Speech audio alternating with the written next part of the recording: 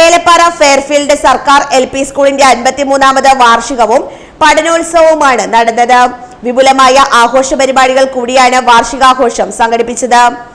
ഏലപ്പാറ ഗ്രാമപഞ്ചായത്ത് പ്രസിഡന്റ് ഉമർ ഫാറൂഖ് ഉദ്ഘാടനം നിർവഹിച്ചു. One pen, one book, one teacher can change in the whole world എന്നാണ് പറഞ്ഞിരിക്കുന്നത്.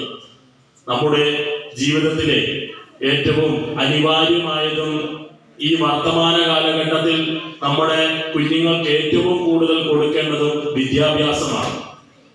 ഇന്ന് എന്തെല്ലാം നമ്മൾ നേടിയെടുത്ത് എന്ന് പറഞ്ഞാലും വിദ്യാഭ്യാസം ഇല്ലെങ്കിൽ അത് വളരെയധികം പുറകോട്ട് പോകുന്ന കാലഘട്ടമായി മാറിയിരിക്കുകയാണ്.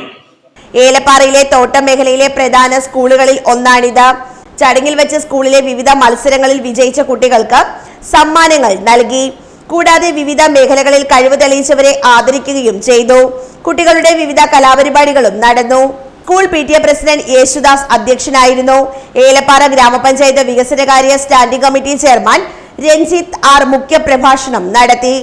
ഗ്രാമപഞ്ചായത്ത് അംഗം MM കുരുവിള, സന്ധ്യ ഗണപതി എന്നിവർ സംസാരിച്ചു.